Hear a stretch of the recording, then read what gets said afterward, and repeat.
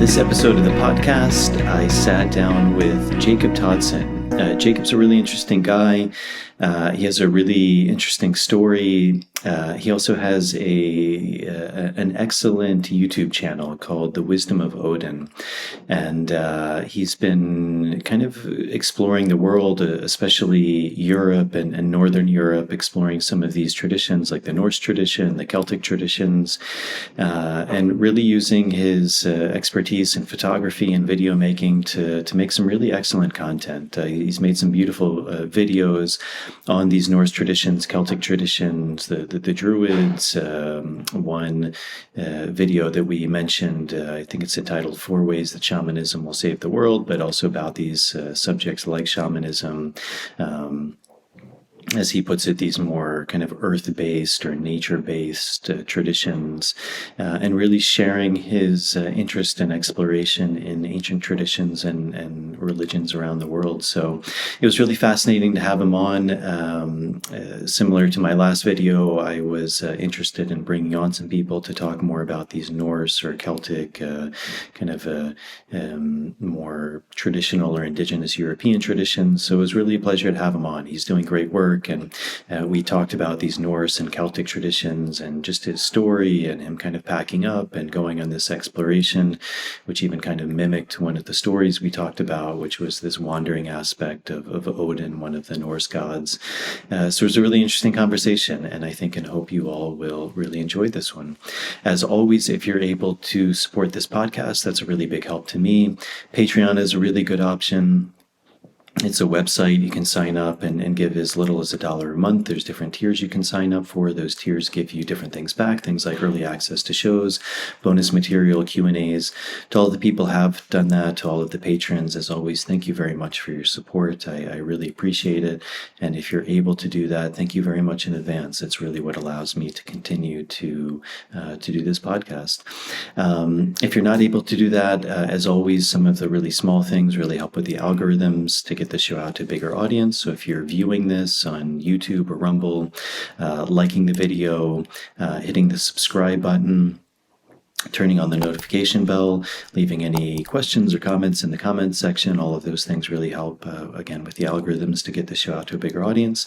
And then if you're listening to this on Apple Podcasts, Spotify, or any of the major platforms, subscribing or following the show and also leaving a starred rating and a short review is also a really big help. So I think that's it. And without further ado, here is my conversation with Jacob. From the maze. Running out from the maze, running out of the maze today. Running out from the maze, running out from the maze, running out from the maze today. I'm running out from the maze, running out from the maze, run out of the maze today.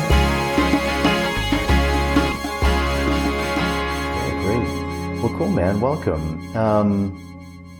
Maybe to start, you could just give a little bit of a background about yourself. I found out about you through your YouTube channel, which I think you're doing some amazing work, and even kind of the little promo you have is you packing up your bags, sitting in an empty apartment with your suitcase. So maybe just a bit about yourself, like where you're from, what your interests in life were, in spirituality and these kind of traditions, ancient cultures, and then what was that impetus for you to really pack up and embark on this journey you've been on? Yeah. So first off, just wanted to say thank you so much for having me on a podcast. It's been a bit since I've been on a podcast, so it's good. I like them because, with the video, I usually aim for like 10 or 15 minute videos. And so you really have to cut around a lot of things. So the ability just to ramble on a podcast is actually quite nice. I ramble a lot. So if some people like rambling, you found your way to the right podcast. So my story, I think, I say this all the time, what makes my story remarkable is how unremarkable it is. I grew up like so many people in America. I grew up in Ohio originally. All of my family are from Kentucky, and eventually I would move back. But I was raised in, suburbia. I went to a really boring high school in a really boring town. I went to church every Sunday. And my life was not looking to be that exciting. Like, if you would have looked at me at 18 or 17 when I graduated high school, you would never expect me to be this guy that's packing up his bags and traveling Europe to research ancient religions. It's just not something people from my town did. Most people that I know still live in my hometown, which is a story for so many people in the Midwest United States, in the corn country, because that's where I'm from, is corn country, where you drive for 18 hours in one direction and all you see is corn and soybeans. And so I think it was this unremarkable, unexciting life that kind of got me interested in looking into more, like, what is life outside of this? Because I know I definitely didn't want to end up being one of those people that got stuck in my hometown, that never did anything, that, worked at the factory making car parts, got married young, had kids, and before you know it, you're 35, 40, and, you're overweight and unhappy. So I know I didn't want that. And so I go to college in Kentucky. That's when I transitioned back down. And I managed to get out of the church. I never was baptized. I was involved with it. I went to, all the different vacation Bible schools, but I never felt anything. I saw my parents feeling something. I saw my friends feeling stuff, but I never felt God. I never felt Jesus or anything like that. And so I think what I was searching for was this experience. I'm like, I want to experience religion. I don't want just to believe. And then sure enough, I got into Buddhism at first because it was the first thing available. Like, you get to college, it's the only other religion that wasn't monotheistic. It was something different. And so I got into Buddhism and meditation. And that was kind of the gateway drug, so to speak, into more. So as I got into meditation, I started researching other religions and cultures. And then I really started getting called to the Norse side of things. Norse mythology really interested me. It always had. And then I was finding out there's people that actually did still worship them as gods today, and there was still religious practices around it. And I would say even before that point, I never even knew paganism was a thing. I think it was like that Satanism that your parents talk about. They're like, oh, that's just the Satanists. That's all they are, just the Satanists. And so I don't even think I ever heard the term pagan until I was like 22 or 23. And then, yeah, I really started getting into it. I started doing small little rituals and little ceremonies, making a lot of mistakes, as a lot of people who have no idea how to do this, no idea how to return to nature-based religions. I was just trying it out because I didn't have a teacher. At most, I had books. And then eventually I was probably practicing for 2 or 3 years. And this lack of teachers was really bothering me. I was reaching out to whoever I could find, like, I want to learn more. And either I was rejected or, just ghosted and never talked to, or you join these online communities and they're very gatekeepy, they're very aggressive, very egotistical. And so at some point, I just kind of felt this calling to start my own platform, to actually show what I was doing and to, express myself spiritually.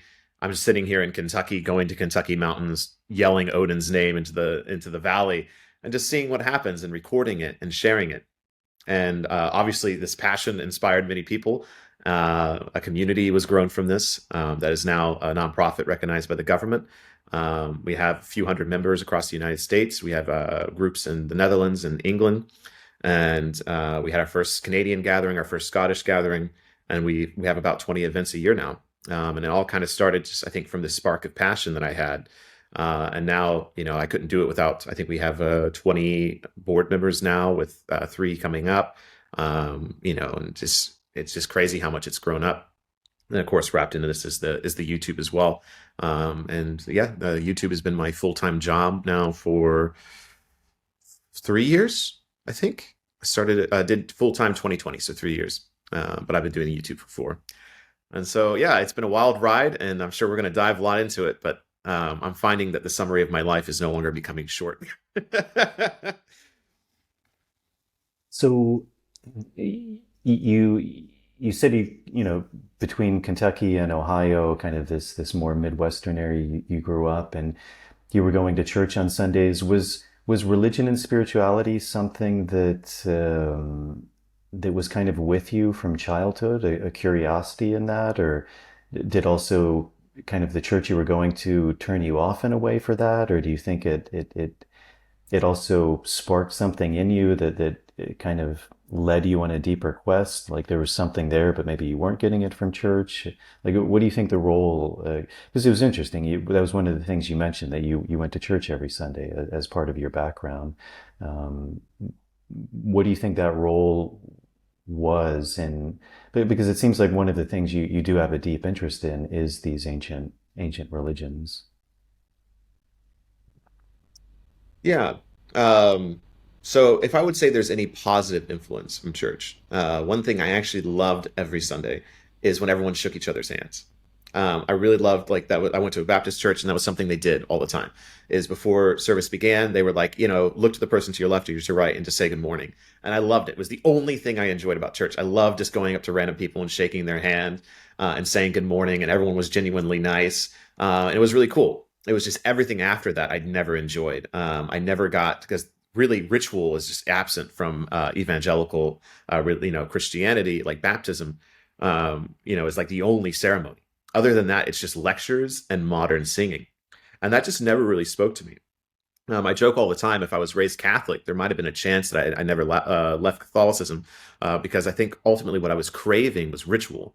And this lack of ritual is really, I think, what I was seeking in the end, is just having just belief where it's, believe as hard as you can. That never resonated with me. I needed experience. I needed to actually interact with the divine, so to speak. I needed to become a part of it rather than just being this solemn observer.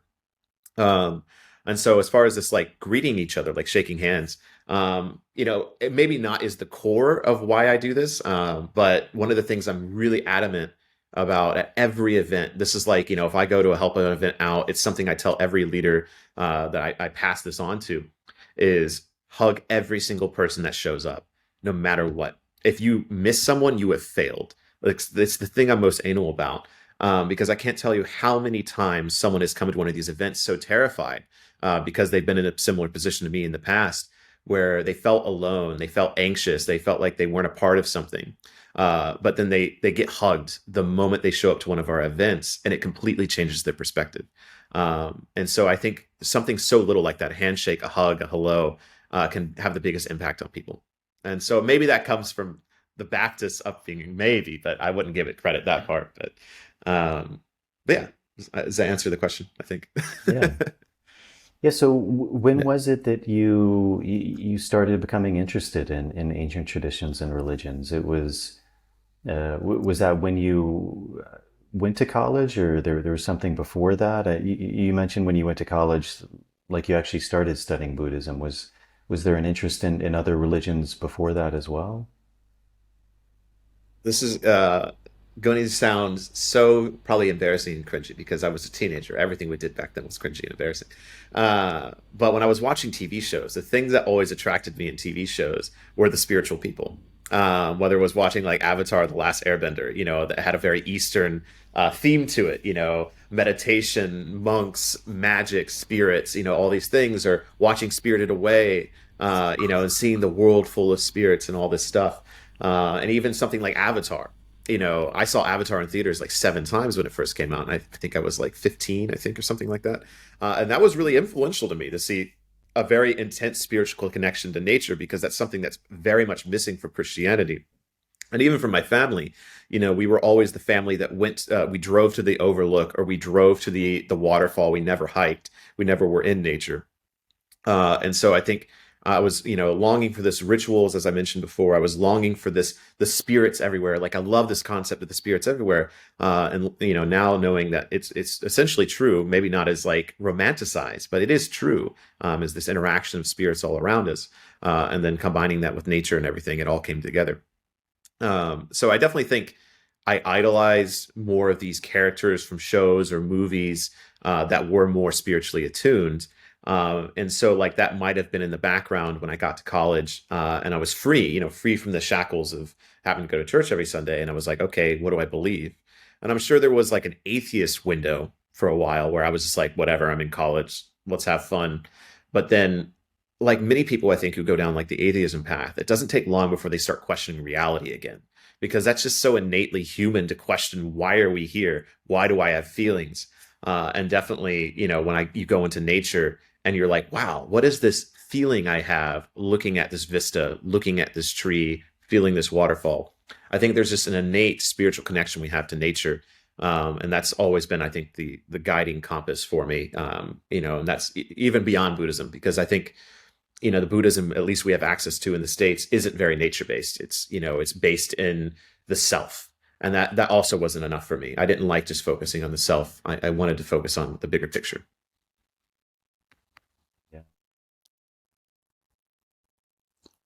Do you have a sense, because even, for example, in the US, religion used to be a big part, not only of the founding of the country, but the immigrants who went there, a lot were religious refugees, and it seems like religion, I mean, specifically Christianity, was a very big part of people's lives. And I remember reading a study recently where it might have even been a minority of people now identify with some religion. I can't remember the exact percentage, but and it seems like there is a growing trend towards, or at least there was a growing trend towards atheism. Do you have any sense of why that was, or why that is? Do you think it is that there's been more of a disconnect from nature, and that atheism is kind of a natural path that someone follows as that disconnect becomes more? Because it seems like a lot of people, as you said, that also this act of questioning, part of that questioning can be moving towards atheism as well. Ooh, there's many rabbit holes before us right now we could dive into. I just have to choose which one I want to dive in, because we could go historical and talk about why monotheism became a thing in general, and it's typically because of power. The moment Christianity became big, at least in Northern Europe, is the moment kings wanted to seize control of entire countries, because you can't have a religion that has multiple gods when you want to be the one king. It doesn't make sense. Everywhere you see, whether it's Harold Bluetooth or Olaf Tryggvason, all these kings, that you can see the moment of Christianity coming. It's when these kings wanted power. And so I think this dynamic of power went on for a very, very long time. And that's why we see Christianity for basically the extent of monarchies into imperialism and colonialism. That was the guiding compass, because they needed absolute power.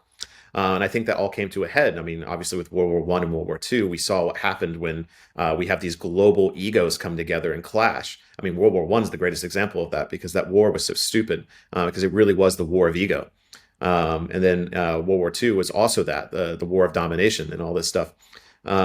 And we're living in the aftermath of that still. I think, it's very clear we're still living in the aftermath of all these powers coming together and colliding.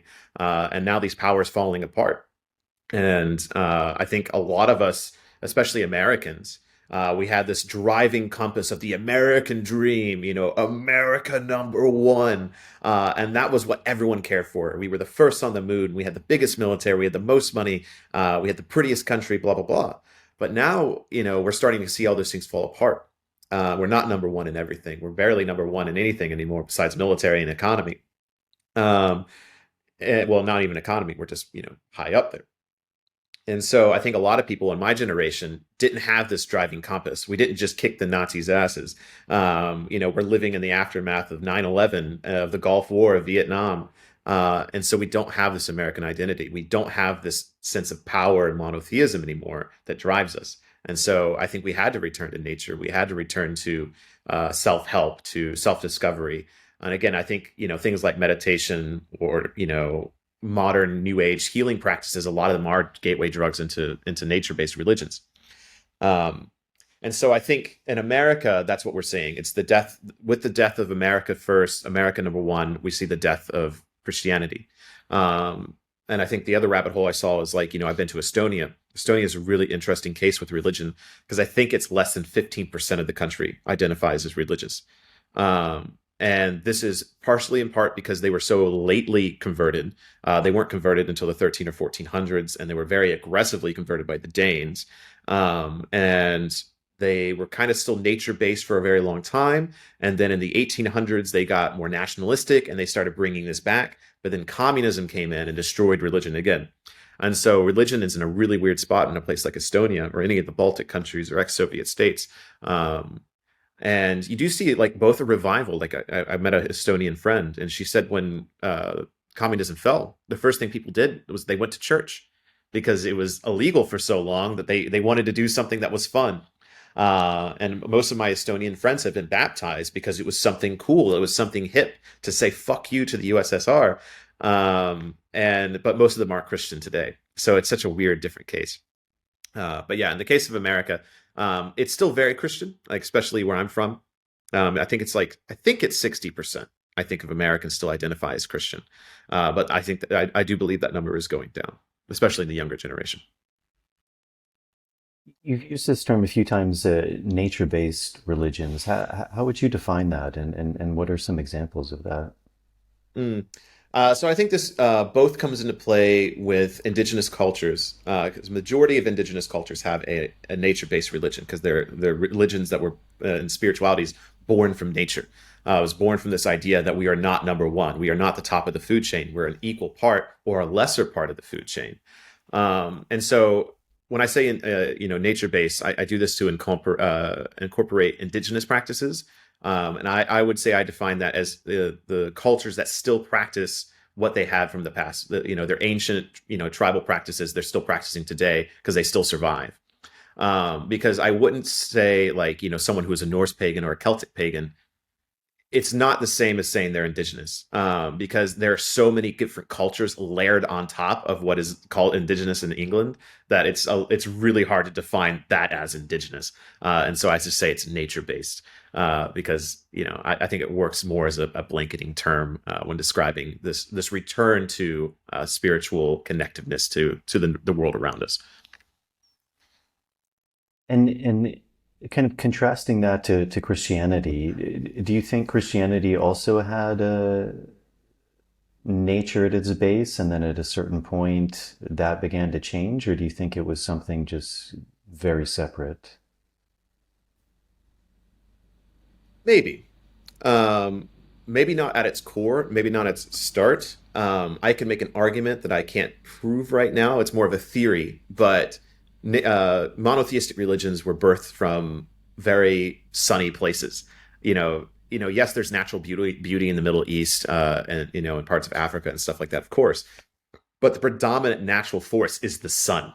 And so I know there's been cases that have been argued that monotheism, particularly Christianity, is actually just sun worship. It's just an ancient sun cult that went too far. And I could see that. I could see that argument of there. At one point, it was like a sun cult because the sun was the predominant power. But what it became by the time it entered Rome was not nature based. I believe genuinely when it entered Rome, it was the poor person's religion because Roman religion was very hierarchical and very political. In fact, most people at the top of Roman religion probably didn't actually believe in it. They just believed in the power that was created from it and the control. And this is why you also see like the cults pop up, like the cult of Isis, the cult of Cybele, the cult of Mithras. They popped up because people were lacking in spiritual connection. But these cults were still very exclusive. These cults were, for aristocrats. They were for warriors, or for women, and they had strange rules to get into. They were secret societies. And so the cult of Christ, the cult of Christianity, was for everyone, and it was for everyone's religion. So I genuinely believe that Christianity, at least at the time of entering Rome, was a poor person's religion, and that's what made it popular. But it didn't take long for it to enter the upper class of Rome, and then eventually become what Rome is today.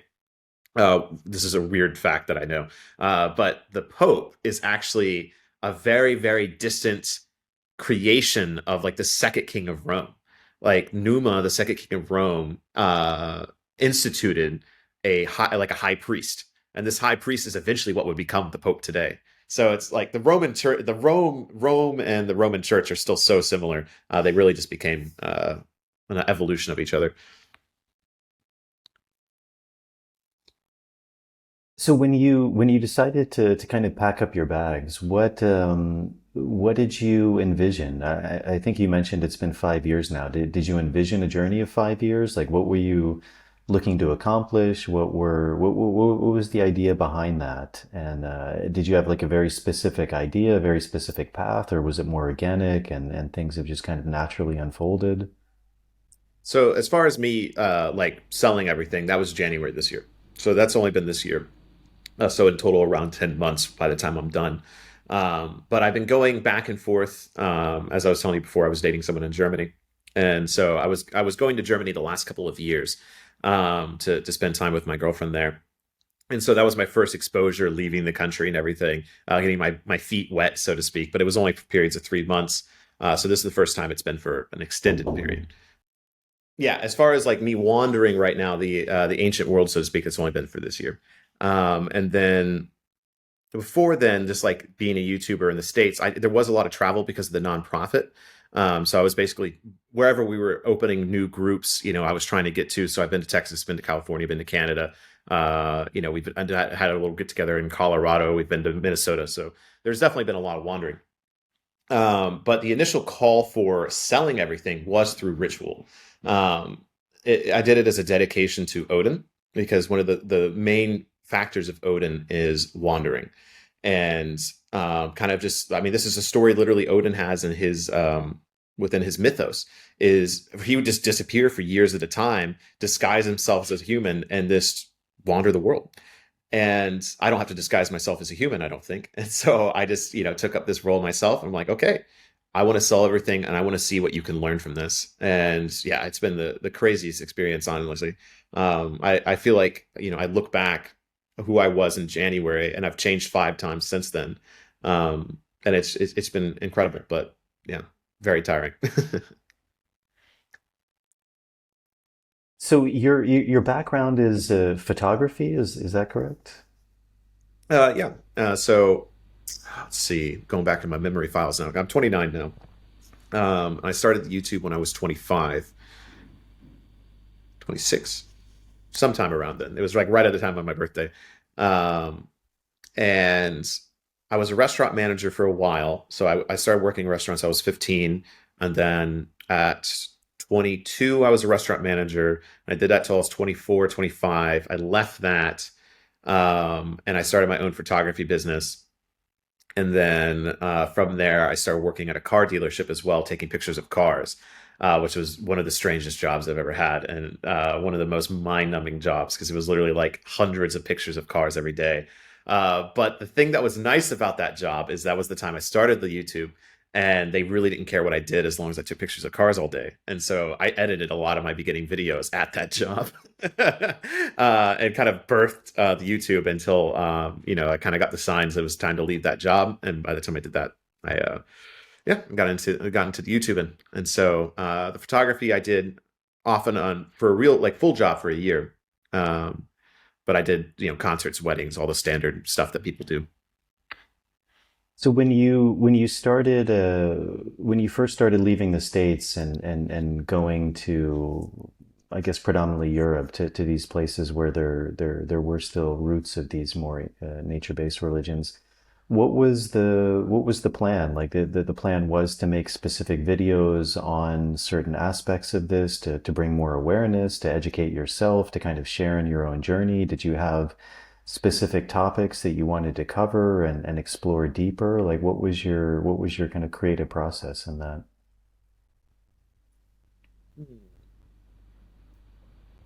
So getting into it, my initial plan was to go to the Netherlands because we were having an event there. And then after that, I was going to Scotland. And after that, I had absolutely no plan.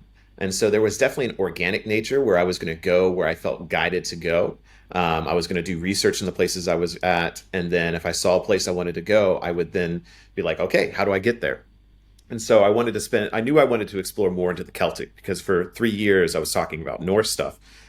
And so that was one of the reasons I chose Scotland. I chose the UK in general, also because of their lenient tourist visa. But also with the all the sites here. I love stone circles. I love burial mounds, hinges, these kind of things. I mean, in the UK alone, there's 20,000 burial mounds. There's like 10,000 ancient monuments. That's insane. That's something we don't have in the States at all. Or Peru. I doubt there's that large collection of ancient sites either.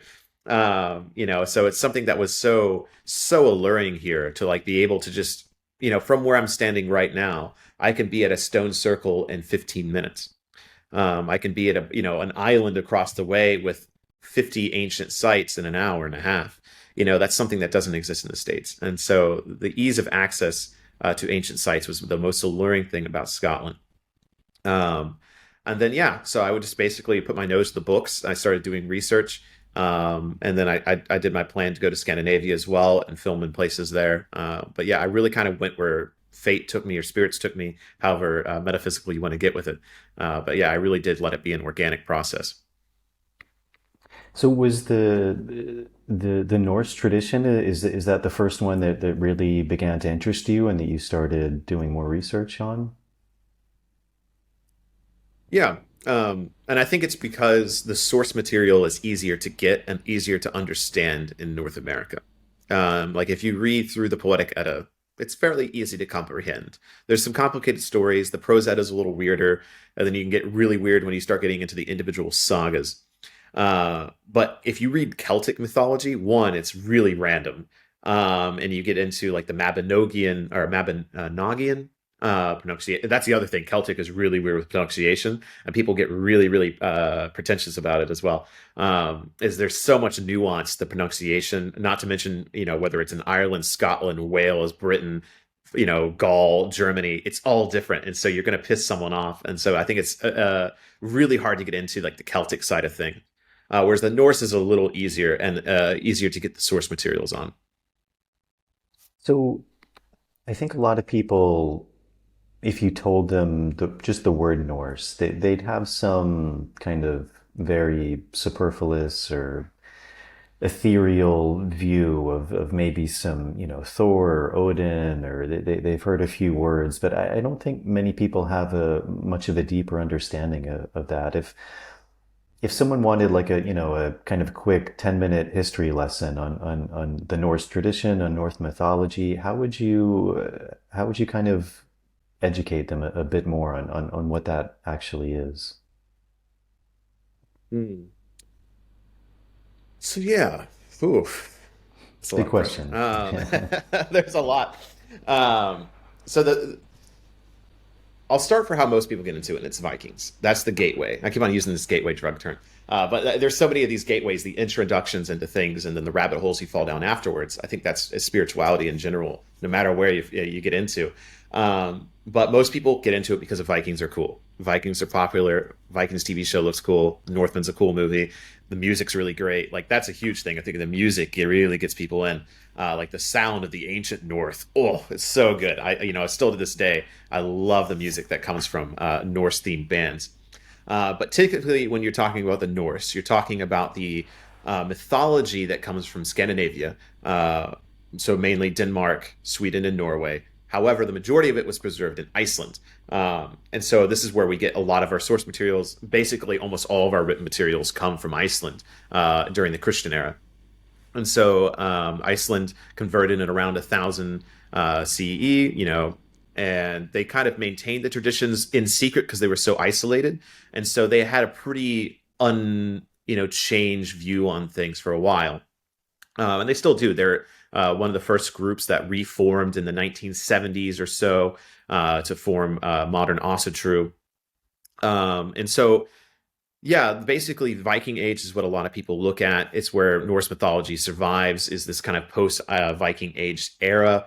And then once you start diving more into it, it really is something that extends so much further than the Viking Age. And that's something I'm really big on talking about, is when I say Norse, I'm not just talking about Vikings. I'm talking about the Iron Age, what came before the Viking Age. I'm talking about the Bronze Age and going all the way back to potentially the Neolithic era. What led to Odin? How long has Odin been in existence as a deity? And where that date keeps getting pushed back further and further.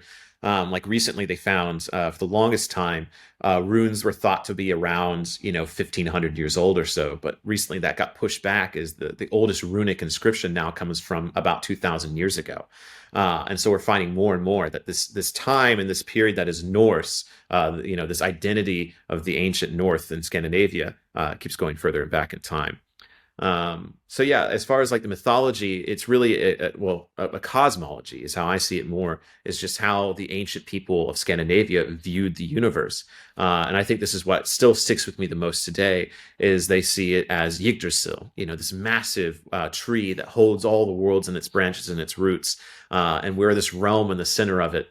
that is, surrounded by mountains, and there's a snake in the sea that one of the gods fights, and there's a giant battle at the end of times, and you have the stories of Valhalla and the Einherjar and Fenrir and all these really epic tales. And I think it's a really beautiful mythology. I'm a little I'm jaded to it now, or numb to it now, because I've been a part of it for so long. But the first time you read Norse mythology, it's badass. It's just so cool sounding. And then when you get into the nuances, there are a lot of just really interesting stories. Like one of the more interesting ones is the Havamal, which is something that a lot of people get into with Norse mythology, because supposedly the Havamal is the direct words of Odin giving advice to humanity. And so, it's mostly things like moderation. Don't drink too much. Don't, drinking's a memory stealing heron. Carry wisdom with you on the road. Be kind to your friends. And so you can either read the story as the literal words of Odin, or you can read it as a series of wisdom giving, skalds or wise men or wanderers that all compiled their knowledge and shared it at different courts and different lands. And so, yeah, the term Norse encompasses a lot, but in general encompasses the spiritual traditions, or at least Norse mythology, Norse paganism, the spiritual traditions that come from ancient Scandinavia. And what do you think it is? I find it often interesting, these kind of definitions or boundaries. Uh, what do you think it is that separates the Norse tradition from something where it begins to change into something else? Do you think there are certain characteristics, people, land, ways of being? Like what is it that particularly makes something Norse as opposed to, again, something else? Mm. So this is where I have to put my hipster hat on, and I don't believe in labels, man. I don't really like labels anymore. Like, now that I've traveled more, the more I see the commonalities than the differences. And so this is what I really focus on now, is how similar things are. So, when talking about the world tree, you see how many cultures have world trees in them, particularly in shamanic tradition. Is having this upper, lower, and middle realm. Again, as described, Michael Harner, this is one of the things he sees, is that most cultures have this. So to see these commonalities between so many in this world tree, or serpents, or giant beast, or even in the north, you have a deity like Thor that has a hammer and wields lightning and thunder. But then in the Finnish tradition, you have Ukko, he also has thunder and an axe. And then you have Perkonaz, I think, or I'm not gonna get this name wrong. Perun. And then there's so many different like Northern or Central European deities that have some kind of weapon, thunder, and are like the hero god. And so, there's so many different ways you can look at that. You can see in them as evolutions of each other. You can see them as just different ways people look at the same thing, or are they all individual beings? And this is something that is debated still to this day. And then you end up with the question of, are gods real, or are they just archetypes of something that we venerate? Or do they actually exist in something we call the spirit world? And that's something that I can't give you a definitive answer. And I would say maybe they're all true. And that's one of the things that is really interesting about spirituality and talking about these things, is that all these things could be true. They could be archetypes, or they could have been a real person, but still be an archetype. Perhaps that real person is like a demigod, or they reach some form of enlightenment and now they exist in the spirit world. We don't know. But at the end of the day, when we connect to them, it makes us feel something, or it gives us just a more connectedness to the universe, or to being a warrior, or being a father. And that's ultimately what matters, is the experience we get from honoring these things. But when it comes to like building these walls and saying this is Norse, this is Finnish, this is Germanic, it's something that has been done by scholars, really, because this identity didn't really exist in the past. It was really just the tribe. You had your community that had stories, they had gods, they had ancestors that were told orally and shared among each other. But you didn't know about the traditions of the village 50 miles away, more than likely. If you did, it was just from traveling people that would come and visit you. You didn't know about the beliefs of the Finns unless you had these wanderers, these travelers. And so you could make these walls smaller and smaller how you define things based on the just the individual regions. Just like here in the UK, my gosh, not only is it's not just Scotland, it's the Picts, it's the Strathclydes, it's Fife, it's the Campbells, the McDonalds, McDonald's, the McDougals. There's so much individual culture that gets broken down, so you can really label something to hell if you want. And so I've grown tired of doing this because I don't think it actually benefits us. But instead, we look at these similarities between these really unique traditions that spread across Europe. One interesting thing you said earlier on was this idea that spirits are all around us, and somehow with this idea that like it almost seemed like you felt that, like you could sense it, that it was something not in the realm of the abstract anymore.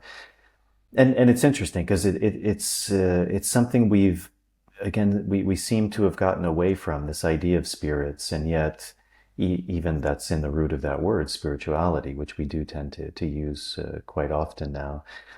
You were even mentioning this idea where like Iceland was kind of a stronghold of a lot of these Norse traditions, and even in a place like Scotland or Iceland, I believe they still have like a committee when they're building roads where they have to consult with the little people to see if the road is Mhm. kind of allowed to pass through there. What would you define as spirit or the spirit world, and is there anything from your experience that you feel has kind of opened you to that, or given you some sort of deeper insight into that?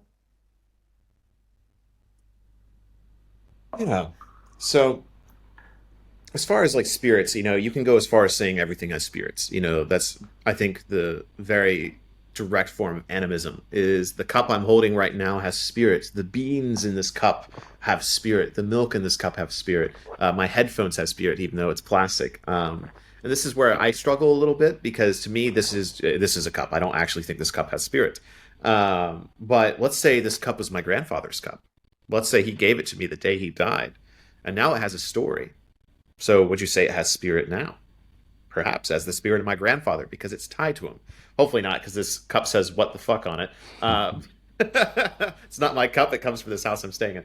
But yeah, that's kind of my point. Is like spirit is sometimes something that we give something because of our stories and what we rub off on it. Or when it comes to like sacred groves, is a sacred grove special before humanity showed up and made it special? When you went there, was there signs of elves, the little people? Was there strange mushrooms growing there? Or is it because people went there for hundreds of years, for thousands and thousands of, different rituals you never knew, and then it becomes special? So sometimes I think, in the case of a spirit, when it comes to objects, sometimes I do think, or places, it's because of the stories they have. They become alive with these stories. But then also, I think with spirit, it comes to things like waterfalls, like when you're hiking and you see the most beautiful waterfall you've ever experienced, and it just brings you to tears. You feel something like in your chest, like if you feel love. I mean, that's the way I describe it, because it's like when you fall in love with someone, you look at them, you look in their eyes, and you just have this feeling of like, that's the only thing that matters. And I think that's something we experience with nature as well. Seeing a beautiful mountain, or, one of the reasons I love Scotland is just standing in the Highlands, and it's love. And how can we love something that's not, doesn't have something, it has spirit to it. And so I think this is, this feeling that we get when we experience nature or experience people or stories, that's spirit. And then you could argue with the spirit world, for shamans is when you go into the spirit world, all of these things have unseen forms. And that's definitely going into, the woo woo of everything. But, I think that's true as well. I mean, I've been to many shaman events. I've done many shaman journeys, and I do believe these things might have this spiritual counterpart in the other world, that we can kind of interact with through ritual and ceremony and things like that. You've mentioned ritual a few times, and you said that was one of the things that you really felt was lacking, and like even the religious upbringing that you had, this kind of the act of doing, the act of partaking, of not just being an observer, but but actually doing something, being a part of something. Um, how would what does ritual mean to you, and how have you seen ritual used in some of your journeys with these cultures that you've been observing and partaking in? Yeah, so I guess ritual to me is, I mean, the term ritual itself is usually something you do frequently or every so often, every time the moon rises, to a full moon, or something that you do every, spring, something you do every summer, or something you do every day, a daily ritual. So it can really expand to the mundane like that. And I think starting small for people, something I've been really into this year is yoga. I see yoga as a daily ritual, and in that sense, it can also be spiritual because I'm connecting daily to my body, something I haven't done for years, and something I've been needing to do for a very long time. Of taking that moment to be like, how do I feel? How does my body feel? Oh, my knee's a little sore today. That's interesting. Why is that? And then reflecting on that. What does my body need? And I think that's something that most people never do these days, is reflecting what does my body need. And so my own personal health journey, that's been such a crucial component, is analyzing my body, and then understanding that there's so many muscles. Like, whoa, there's a muscle there. I need to stretch that every now and then. I don't know. So there is a practical sense to ritual, that can also be spiritual, because as you become more connected to yourself, you can become more connected to the world around you, for sure, or the people around you, by doing this. But in the seasonal sense, that's something I think is pagan, is typically very much part of that, is having seasonal celebrations. Understanding that we have not always lived in this 9 to 5 world, that, it wasn't that long ago. And still today, many people, indigenous people, live according to the seasons. They live according to when the crops can be sown, to when they can be harvested. They live to when the animals produce the best. They live to preserve for winter. So many, all of our ancestors had to go through this. And so the reason they had seasonal rituals and seasonal celebrations, is to mark these days, to remember these days, to celebrate these days, and to have the stories of, why do the leaves fall down? Where does the snow come from? Is it some old hag with a broom, or, coming out to shake her bed pillow? There's a reason for it, because they didn't have science to understand these things. So the stories come along to these seasonal changes, and the rituals that come with that as well. And so just because we may have this scientific understanding of the universe now, which is great, it doesn't mean we shouldn't lose our stories, or it doesn't mean we should lose our stories. And so I think a lot of people get back into these pagan traditions, particularly here in Northern Europe, because they miss the stories to why things happen. Okay, we can explain the science of snow. What's the story of snow? That's far more interesting, I think, to the everyday person. It's far more interesting to me. And so to do these rituals is to acknowledge the stories of the ancient past, to acknowledge the ancestors that survived, and reproduced and create us, so we could live these softer lives. So I think there's definitely an aspect there. But to expand further, I think there is this aspect, again, I keep on bringing this like shamanic aspect, or this more spiritual aspect. This is something that I'm really proud of, what my community does, is we really focus on mind states of ritual. What does ritual do to the self? Is, what happens if you chant this? What happens if you dance doing this? What happens if you sing? If we call out to Odin in this particular way, and we offer this as a group, what kind of effect can we create? And I think this all kind of goes down to healing as well, is, to be able to release yourself, even for a weekend, from our real world and join the spiritual world, to receive the gifts from it and to give gifts to it. There is this kind of connection that can heal you and make you feel more connected to our natural world. And so really exploring, I think that's a more exploratory thing through ritual, is how can we make connections, and how can we have experiences through ritual practice. Do you think there's something that a lot of people are kind of this idea that we have begun to find these explanations based on science, but that are often, there's kind of a dispassionate knowledge there. There's something that we can read in the book and have an understanding that's coming from the intellect.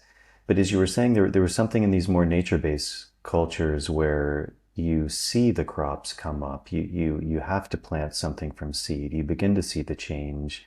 you begin to see it sprout and grow and maybe flower and fruit. And there's a real connection there, much like you were saying when you were, I think, in the Highlands of Scotland, like that, like looking out, there was a love that you felt. And it seems like something that's really an integral part of a lot of these nature-based traditions is the nature part. Like there's this real power or reverence or different feelings, different emotions, different teachings that arise simply from being in the presence of nature. And um, and I think at probably no point in human history, like, have more people lived in cities, for example, kind of removed from nature. Like, even you look up at the sky, and it's very rare that you're overwhelmed by the magnificence of the stars because it's just all drowned out in light.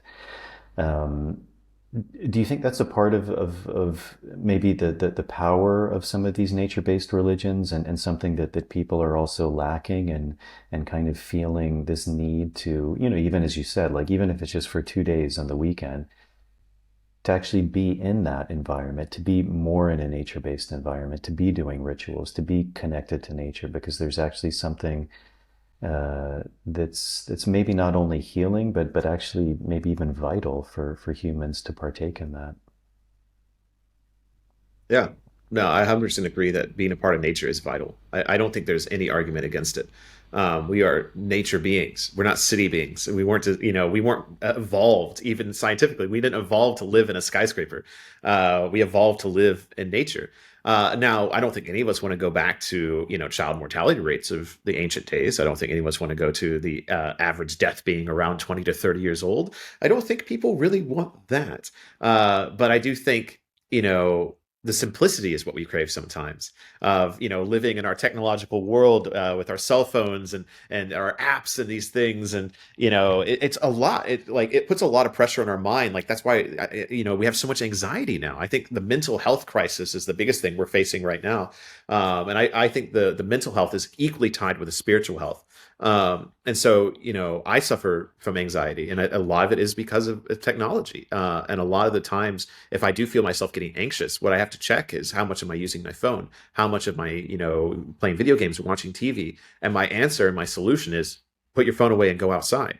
And it cures it every time. And a lot of the times you have people that live in these big cities, and they have crippling anxiety. And I've witnessed this at our events. Just getting them to one of these events in nature, because we always have it in nature.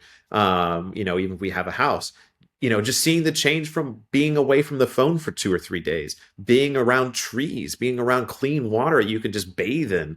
These are things that people in cities aren't used to, or they forget. And that is the most amazing thing. And then you, on top of that, put on ritual, and you're like, okay, now we're going to connect to the ancestors. Rub this mud on your face. And they're like, you don't just rub mud in your face. It's like, here we rub mud on your face, and it makes it even deeper. And there's definitely these kind of levels to our events of, kind of the introductory level, where it's just like, hey, this is what no city is like. And it's like, enough, it's mind blowing. But then you start going deeper into the ritual category. And it really is healing.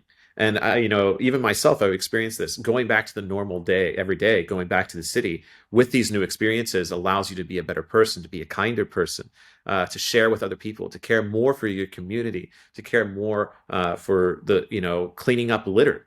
I can't tell you how many times I go to cities, or ancient sites in Scotland, and you just see rubbish and litter everywhere. And I think this comes from a society of people who are completely disconnected from nature and spirit. And so, definitely, I think the answer is, because we have to live in cities. There's not going to, as long as our modern age exists and nothing crazy happens, we're going to continue to live in cities more and more. But as we continue to do this, I think that the need for spirituality, the need for events that get people out of the cities, that get people connected and thinking about their ancestors, is going to be more and more needed as well.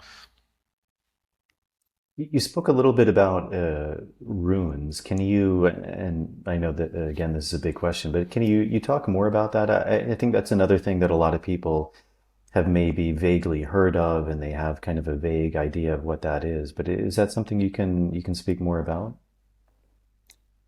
Hmm. Is there anything in particular with runes you be more interested in knowing? Because there's a few different sides. Do you just want to know like the history or like the modern uses? Like, what do you think would I be most helpful? mean, both of those sound great. Okay. So I should have precursored this a while ago. We've just been going with the conversation, but I always like to say this: is I'm not a historian. I'm not an archaeologist. I have an art degree. I'm simply someone who has had experiences. I'm not a guru. I am not the answer. I'm not Jesus. I am just a dude. I guess I did say that. I'm just a dude that's lived a pretty normal life. And so I'm simply sharing my experiences. So don't take everything I say as truth. Don't take everything I say as law to the listeners out there. I am only helping to share my experiences to give you a better worldview. So when it comes to things like runes, this is something I don't have 100% the right answer. I have my view and my opinion, and then there's the history that goes along with it as well. And I'll do my best to present that information to the best of my knowledge. So just want to make sure I said that. So runes, for me, are one part bullshit and one part writing system. And then maybe one part spiritual as well. And the reason I say this is because from what we know from almost every historical source of what runes were as they were carved on stones, they were a writing system. They were a way to say Thorgir was buried here. Ozum was buried here and his sons erected this stone. This is 95% of your runic information. Now, sometimes the runes could spell things like spells. They could spell things like, if you touch this stone, you will be cursed by a warlock. Those are my favorite stones. Or there's some, like one of the famous ones now is it's just spelling out so-and-so was Odin's man. And this is a really cool coin that says this because it actually shows that Odin's name was used in like 500 CE, which is really cool. And so it pushes back Odin's name even further. And so what we know most of the time is that runes were a writing system. Now, there is a mythology to them. So within Norse mythology, within the Havamal specifically, it talks about Odin sacrificing himself to himself. And the way he does this is Odin the god went to the top of Yggdrasil and hung himself from the tree for 9 days and 9 nights, and he was pierced by a spear, which sounds very similar to Christianity and Jesus getting pierced by a spear. So again, the commonalities of the self-sacrifice for the greater good or for the attention of knowledge or enlightenment. And so what Odin receives from the self-sacrifice is the runic knowledge. And supposedly this runic knowledge is magical. We don't know specifically if those same runes are the ones we have. That's where the conflict comes in. But supposedly Odin took up the runes and they had spells for, healing people, for hurting people, blah, blah, blah, blah, blah. And then the runes themselves do have counterparts for aspects. So the easiest one, like Fehu, means cattle. And so what could this cattle mean? Well, it could mean livestock. It could mean prosperity, because cattle used to mean wealth, because you were a rich man if you had a lot of cows. And so we tie something like Fehu to wealth, to prosperity. And so it usually means good luck. But does this have magical properties? That's where we get into symbolism in general. Do symbols have magical properties? If I wear a Mjolnir every day, is it magical or does it just mean something to me? And I think that's, where it leaves a lot for people to interpret themselves. So this isn't a video podcast, right? Or is it as well? It is both, yeah. Oh, it's both. Very good. Yeah. Okay, glad I haven't been making weird faces. So for people watching, it's funny when I get hypocritical about the runes because I have many rune tattoos. I have 3 runes on my fingers. I have, multiple, bind runes and all this stuff. And there's definitely an element of me exploring things because, again, I was kind of figuring things out. And so I have a huge bind rune on my arm. And bind runes are a great example of neo-pagan practices, so stuff that we brought into this modern era that we think means something. But in the ancient past, we don't actually know if it did anything. So a bind rune is essentially saying, okay, these are the aspects of joy, wealth and prosperity, ancestry and journey. And if I put them together, that means it's a spell that's going to give me all of those things. I mean, so far, I can't say it's not been accurate, but do I think that this tattoo is magical? I'm not sure. I'm really not sure at this point. But to me, they're symbols for something. And so the symbols on my finger, all represent Odin. And so when I got my tattoos in my hand, it was to signify that I was accepting that I wasn't normal.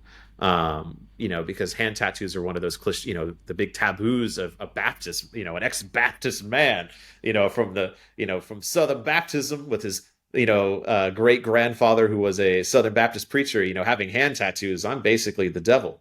And so it was a kind of a way to symbolize that I am stepping outside of the norm. And Odin was a big driving force for me. So getting Odin, runes associated with him tattooed on my hands symbolized something to me. Um, Again, maybe it's magical, but for me, it's mostly symbolic. And I think that's the biggest thing to take from the runes, is they were mostly a writing system. They were also a way to symbolize something, particularly now in our modern era. Almost every Norse pagan band you have, every Norse band has a rune as their main symbol. It's a symbol.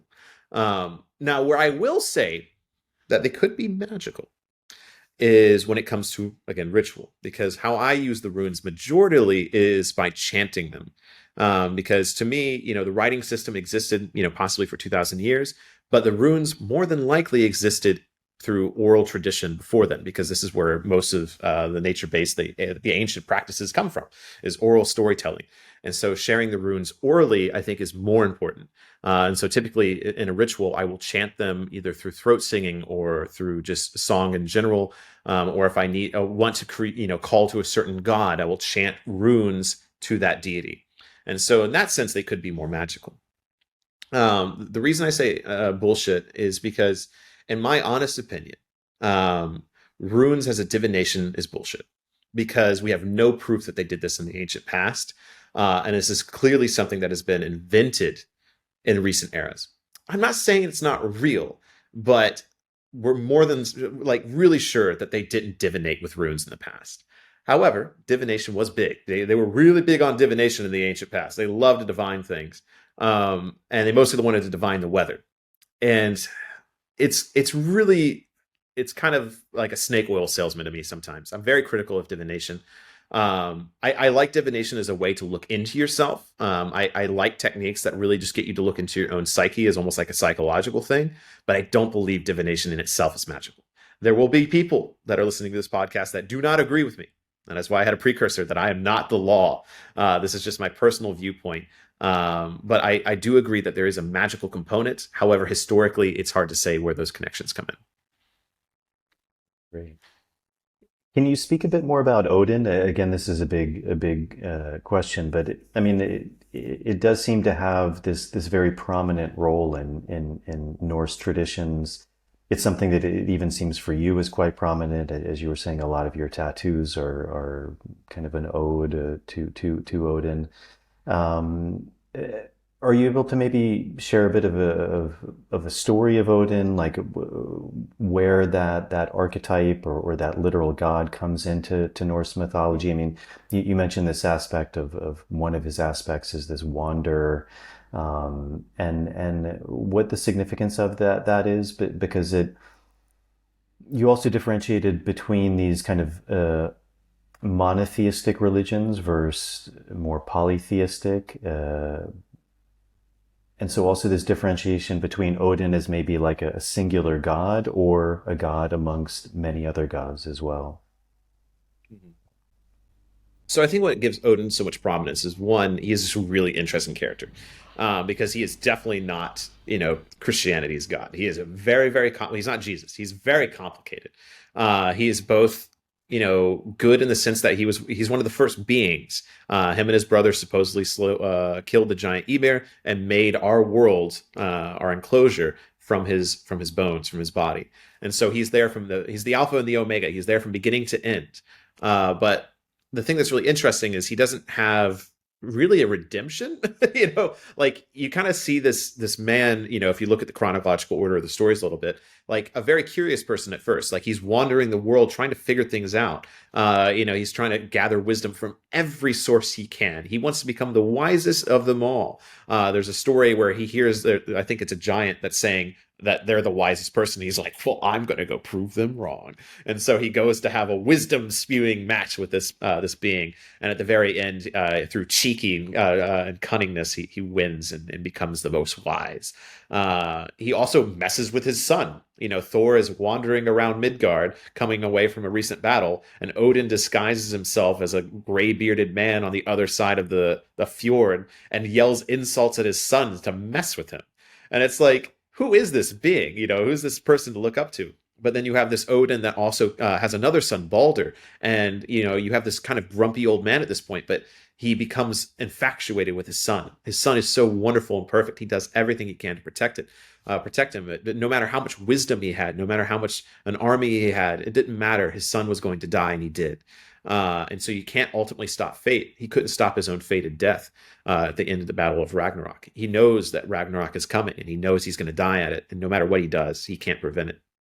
And so, even for this, hopefully someone that may have no knowledge of Odin sees that he's very complicated and very interesting. But another aspect I think allures a lot of people is how many aspects he has. It's not just wisdom, it's not just war. There's actually a really good list of I think 208 names, even on Wikipedia. Maybe it doesn't have all 208, but 208 names that are associated with Odin, and they're all pretty badass. And so that's the other thing you can call, Odin's just one name. You could also say Grimnir, you can say Yulfadir, you can say Hrafnagoth, and I think this is a really good, like the band Hylung, which, have you heard of Hylung?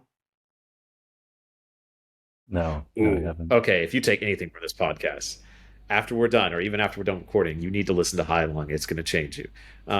Absolutely amazing band. So they have a song called "A Father Heitir," and essentially it starts with calling out to Odin through his various aspects, through the ravens that he has, through the wolves that he has, through his spear, and then you get to the main part of the song, and it's literally just chanting. I think like over 30 of his names. And so it's a really trance-inducing song. It does it like repeats it like 8 times. When they play it live, they got like crazed out warriors on stage with spears and shields. They're going back and forth chanting the names of Odin. And that's what I was saying. Like when you start combining these aspects of mythology with ritual performance, that's when things get really crazy. And so I credit Hylum a lot with what they've been able to do with that. Seriously, will change you. If you've never listened to Hylum, people who listen to this podcast, just shut it off. Just shut this off. Go listen to High Long. It will change your life. And then go see them live. And then come back and finish the podcast.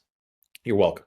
But yeah, there's a really good song with just these names. And so there's so much power just in these names of Odin, let alone the stories that go along with it. And so, yeah, just really interesting being. And he's also the one we know the most about. I think that he has the most stories. I think the order goes Odin is the most, Thor in the second, and then Loki are the three most talked about deities in Norse mythology as it survives today. And then all the other gods fall to the wayside really quickly. Even though we know that some of them were more prominent, deities such as Freyr, which is fertility deity. Freyr is probably one of the more important deities of the ancient past.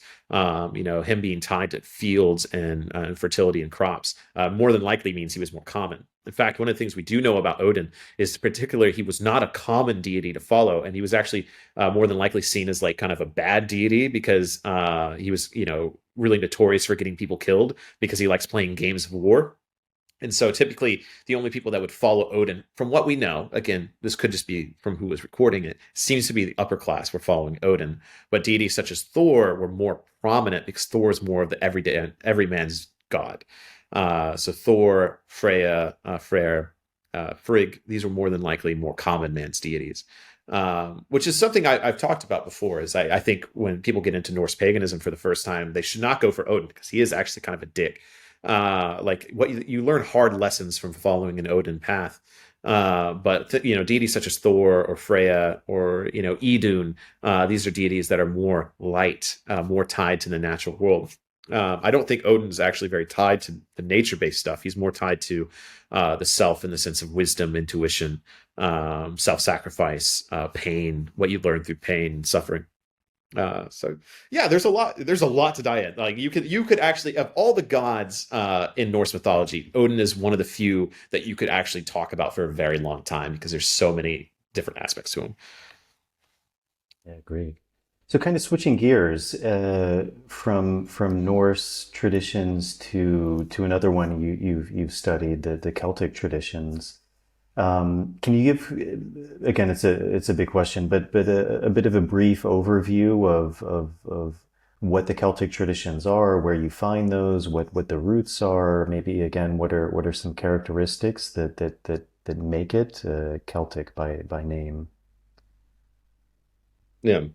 Um, I should definitely here, like my knowledge of Celtic is nowhere near as good as my knowledge of Norse, and my knowledge of the Celtic stuff is much more practical because I've spent so much time here. I really rubbed the old stones, and I've spent way more time in the Celtic lands than I actually have spent in the Scandinavian lands. So my knowledge of source material is very lacking. I've read through them once, but it's not something I've really dove headfirst into. So when it comes to source material, I'm not the best expert on Celtic stuff. But the biggest thing to take with the Celtic is the term Celtic is terrible. It is absolutely horrendous term because it's too big. Because the actual term Celtic encompasses all the way down the Danube River. So basically going into like Turkey and the Middle East almost, and then all the way up into Germany, parts of like into France, all the way up into like the Dane lands a little bit, and then up into the UK as it is now, like England, and then obviously Irish, and then even arguably into the Scots. But some people would say the Scots aren't actually Celtic. So that really the defining thing that people say was Celtic is all language based. And then some art and stuff like that, but it's such a broad term to talk about. And the main crucial problem is you have this broad land, like multiple thousands of years of human history, basically most of Europe outside of like the Mediterranean. But then most of our source material comes from Ireland. And so, you're trying to combine these Irish deities with a term that spans all of Europe, and it doesn't really work. And so when most people hear the term Celtic, they are going to picture the Irish side of things. But yeah, Celtic really does encompass so much. And then the other problem, the main thing with Celtic is there's problems. Because the other problem is people will also picture things like stone circles. They'll picture, Stonehenge. But these things are not Celtic. The ancient sites, the majority of ancient sites that exist in Ireland, England, and mainland Europe today are not Celtic at all. They are Neolithic. They come from the people before the Celtic people. And yet they're so heavily associated with them. So yeah, there's so many issues. The best thing I can say about Celtic is, to me, it is a very localized spiritual practice. Now, the Norse, yes, as well, but there does seem to be more of a combining narrative of the Norse cosmology and the way they saw the world. And we see more of the wide span of deities. So, you can see Odin worship all the way down in Germany, all the way up into Norway, into Iceland. So, they had more of a set deity list. They most likely still had localized deities. But the Celtic were almost all localized deities. There's very few Celtic gods that span all of what Celtic is. And even the ones that you can make an argument for, it's hard to say, like Cernunnos. Again, I'm terrible at pronunciation. But the horn god, at least as it survives, there's, I think, two pieces of evidence for him. One is on the Gundestrup cauldron that is in Denmark. The other is in France. Does that mean that he was worshipped in Denmark? Probably not, because the cauldron was made down south and in the Danube area, and then somehow made its way up to Denmark. So where was he actually worshipped? Probably in the Gallic lands, probably in France. But yeah, it's hard to say. But what you really do see is the localized deities, because you really, really don't see widespread deity worship from place to place. Problem number 5, or whatever we're on, is the information we know from Celtic is from the Romans. And then also from Christianity. So there's very little evidence that survives of who the Celtic people actually were outside of what the Romans wrote down about them and what the Romans made them do. We only know about most of the Celtic gods because of the Romans, because they made them make statues of them, because that was a Roman tradition. But then they also gave them Romanized names. And so a good example of this is Sulis. Solus is luckily the Celtic name, or the Brittonic name. Is in the modern town of Bath, England. There is Sulis Minerva. Minerva is the Roman deity. And when they came to this area, there's the only hot spring in the UK. It has healing properties. And the Brittonic people were there. They were worshiping. They were chucking stuff in that water. And they were hailing this goddess Sulis. And the Romans built a formal temple there. And then they started worshiping Sulis. They did call her Minerva, but still this name Sulis survived. But our only depictions of Sulis that we have are Roman depictions. And we wouldn't actually know about her unless the Romans built the temple there, because there was no real formal structure before the Romans. So it's really, really complicated. But the main core of Celtic tradition, even outside their deities, is mostly sacred groves, the Druids throwing things into waterways because that's how where they saw the other world existed, um, and then ancestor worship are the main things that hold it together, I would argue. Can you speak a bit more about druids? Because that's another term that I think a lot of people are familiar with, and you know, again, it's one of those ones where there's a lot of, I guess, ways you can take that question, or maybe similar to the runes about different beliefs. But anything that you found that kind of give you some more information or insight into who the druids were? Yeah. So every precursor we just had with the Celtic, just transcribe that to the Druids. So I do, if I have pride for any video I've made, it's my Druid video. So, you know, that's a 25-minute video. If you want to know more, audience out there, if you watch one video from me, the Druid video, honestly, I filmed it in a supposed ancient Druid den in Scotland, a place that supposedly the Druids were at. And I did so many months of research. I read so many books. This is like my magnum opus, one of my proudest works. And I try to keep it as on topic as possible because like the Druids is something that's so romanticized. And not just by us in our modern era, by people in like the 1800s. They're one of the first things that got super romanticized by scholars. And so there's so much extra fluff on top of what Druids were in the ancient past. It's really, really hard to dig into them. I think I described it once is it's like making a recipe for a cake, but you only know like two of the ingredients or three of the ingredients. You kind of know what the cake looks like. And so you do your best to make the cake. But then you realize the cake is dry and bitter and gross. And so you pile a bunch of frosting on top because you want to make it taste better. And that's essentially what's happened with the Druids is it's like a really interesting subject. It's really cool. But when you actually break it down to what we know, it's so dry and so like unformed that you have to pile on the sugar to make it palatable at all. And so that's really what's happened. You'll read, and it's funny, someone agreed with me. Like I just talked with a Scot about this. Is if you actually compile the list of information we have about the Druids into like one document, it'd be like 8 pages long, maybe 10. But then you look at any book about the Druid, and they're like 600 pages, and it's like all of this is just fluff. It's all sugar that's been added on top because what we actually know is so little.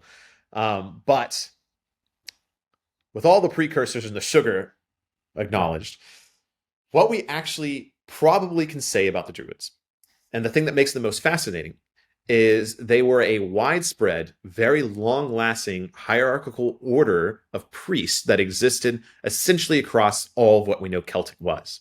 And that's one of the things that make it so cool is we think the Celtics, because of the Romans writing about them, are really like disorganized barbarians, because that's what the Romans wanted you to believe. But then you look at the Druids and realize that the Druids existed. They had schools, they had temples, they had a system of communication we don't understand. They had hierarchy. They had an archdruid. They had someone at the top. They had a really complex system of teaching people things. They had a complex system of rituals. They questioned reality. They studied the stars. They studied science. They were politicians. They were doctors. They were wizards. They were all these things. And you can see why people read this. And you're like, because you're reading the Roman writings, and you're like, whoa, they studied the stars. They were politicians. They had a complex system of communication we don't understand. And you're like, of course, this is really cool. But that's all we know. You know, you're reading these really interesting bullet points with absolutely no elaboration. And that's what makes it so hard. Like I want to know these conversations that Druids had. But one of the things also recorded by Julius Caesar about the Druids is the fact that they were very anal about not writing things down. They believed that if you wrote things down, you were expressing a weak mind, and that the only true way to share things was orally and through memorization. And so that sounds really great for the Druids that existed 4,000 years ago. I agree, but it leaves us very little now. Because there is basically no firsthand account, there's nothing ever written by a Druid down that we have. It's all secondhand, thirdhand accounts. But I think the thing that is the most fascinating is that they did exist for so long. There's potential that the Druids as an order existed for thousands of years. That's something that's really hard to comprehend. And so, you have a, 2 or 3 thousand year order that's been going on and evolving, sharing information and performing rituals across a very large area of Europe for a very, very long time. And that's so, so cool. And I wish I could sit here with confidence and tell you more about them. But, we don't know that much. But what we do know is so, so cool. Often you hear associated with the Celts or the Druids this Ogham language, which seems to have similarities to Mhm. what you were talking about with the runes as well. Is there anything you can speak about that? Mm. So this is again where people with pronunciation, got to curl my mustache. It's Oam. It's not welcome. It's Oam. Or probably. Yeah, because Celtic is just bizarre, or any of the Celtic languages. But with Oam, I don't know that much. Again, there's been an attempt to make it a divination practice, much less successfully than runes. Again, we don't really know. We have no idea if this was used as a divination system in the past. So, it is in the potential bullshit category. However, it was used very similarly to the way the runes were. It was on stone saying so and so died here, or just a name of a person. Very rarely was it elaborated. Very rarely did it go on for. It was actually a very, very concise writing system. And from what we know, it probably wasn't used by the Druids because I think Ogham examples actually come pretty late in the Celtic era. Like our only surviving Ogham examples come from like after the time of the Romans. I don't think there's anything like in the Bronze Age. I think it's all pretty early Iron Age. And this could be because it's a very fragile writing system because it's very lightly carved lines into stones exposed into nature. And so there's very few examples of it. I've seen a few. And yeah, it's almost impossible to read because it's so faint on there now. Um, but yeah, that's all I think I can speak on it. There's probably more. I know there's a deity tied with it. So it would be Ogma, it'd be Ogma. In the Irish, supposedly in the Irish legends, there's a god that brought Ogham to the Irish people, much like Odin brought runes to the people as well. So there are connections there. You did an interesting video. I think it was entitled something like Four Reasons Shamanism Will Save the World. What Mhm. is that something you can maybe talk more about or summarize, or is it something you still feel and why you think again that this word can have a lot of different meanings, but um, what are those characteristics within shamanism that you think are really apt to help humanity? So we kind of touched on them a little bit. I think that the key term in it is healing, which also for the people who haven't stopped and listened to Heilung, and for a reason you should definitely listen to them as well, is Heilung is German word for healing. So shamanism is really at the core of Heilung. Um, and I think this term healing has been something that I've been really, really interested in this year because I've been to a few shaman events now. That was one of the big things for me travel. I guess you asked earlier if there was goals for my travel, and one of the goals was to attend shaman events because it's something I've always played with, but I always wanted to respect.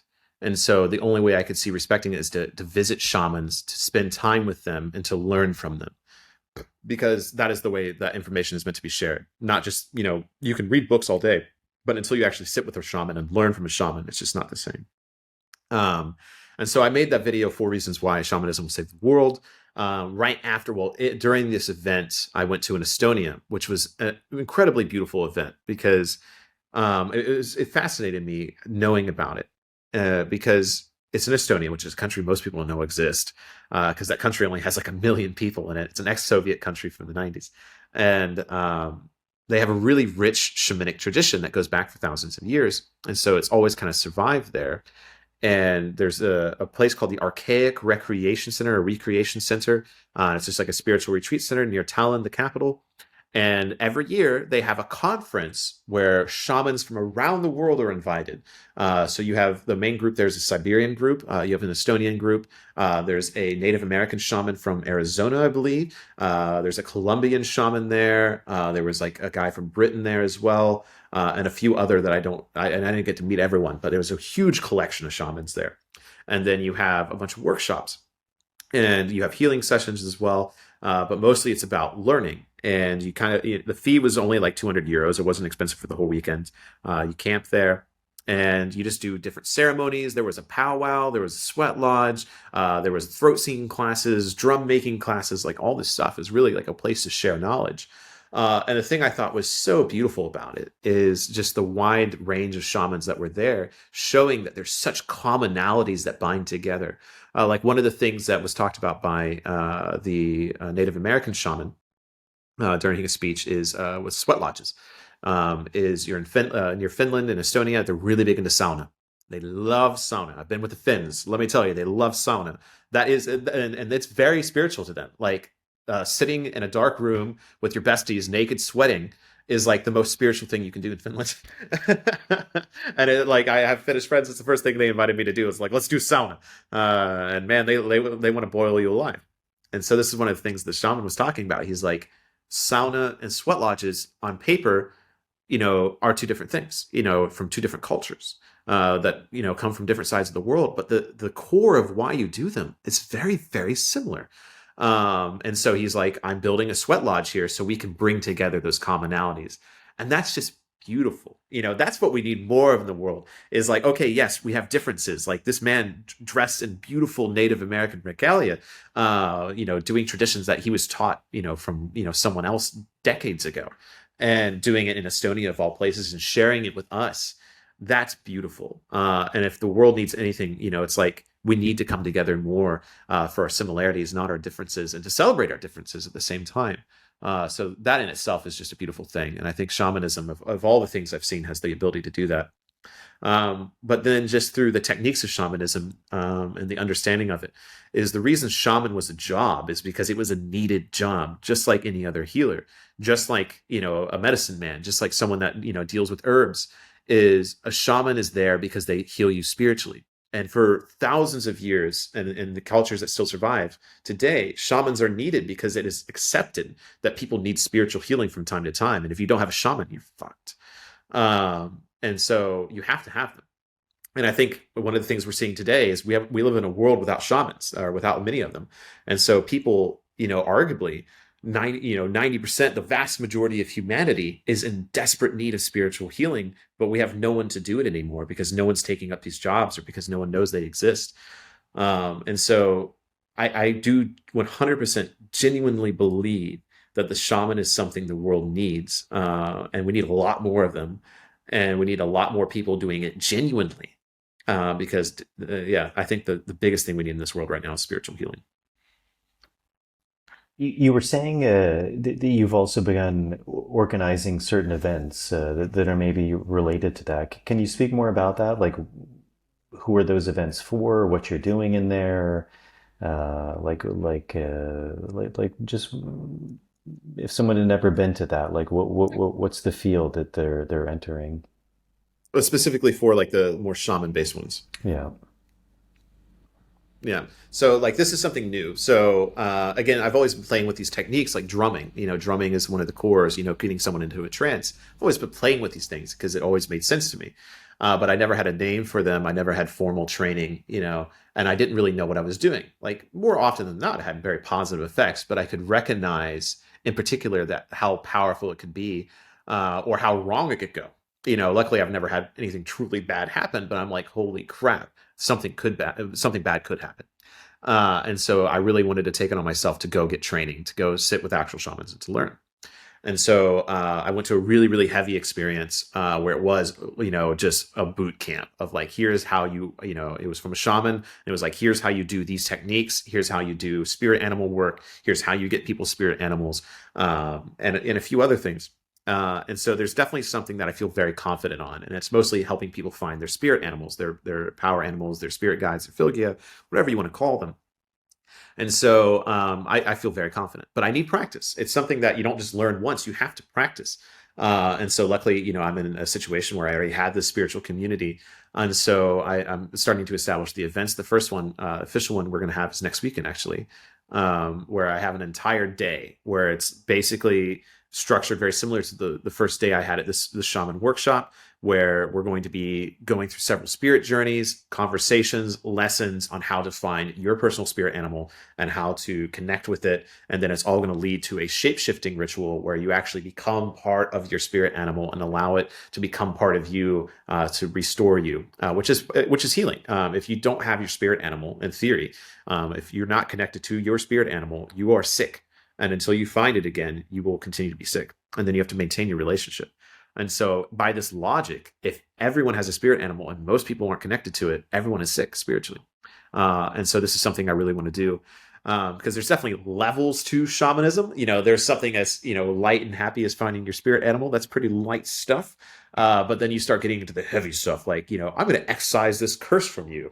That stuff I'm not ready for. It's stuff I've not been taught. It's not stuff I've been trained on.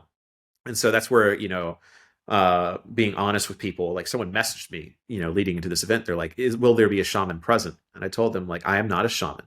I am currently learning shamanic techniques, potentially one day being a shaman. I feel very confident doing this. And that's why, we're doing this. I was like, but if you ask me to exercise you and like get a demon out of you, I ain't doing that, because I have no knowledge and training in that. And so I think a lot of it just has to come down to honesty, not just with me, but anyone who practices shamanism. Did you just get your class online, or have you actually sat with a shaman?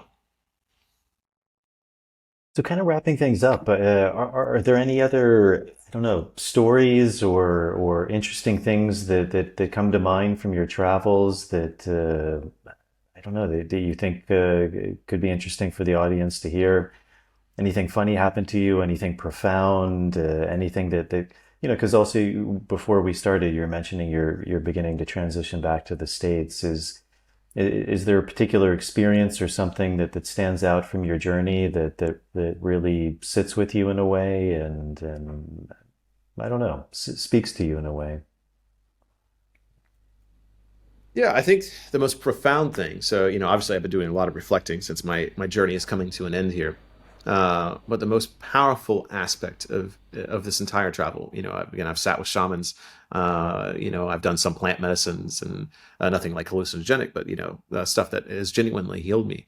I've seen the tops of mountains, I've swam in northern seas, I've done so many magical things. But the thing that stands out to me the most is humanity. I think I was maybe becoming a little bitter, especially during COVID. I think we all were a little bit. COVID did a lot of really strange things to us, both in the lockdowns and the mental health, or just COVID in general. That was a really strange human experience, and everyone can talk about that now. Like, no matter where you are in the world, you can talk about COVID, which is really weird. And I think it affected us all so deeply in so many different ways. But when I started traveling and I started talking to people and meeting people, it's just, humanity is the most beautiful thing in the world.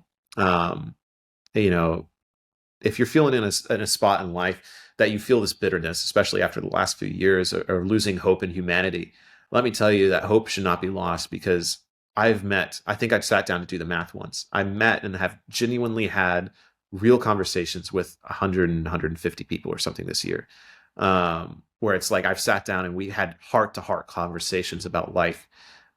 We hugged, we embraced each other, and it was genuine. And I've had absolutely no bad experiences with people.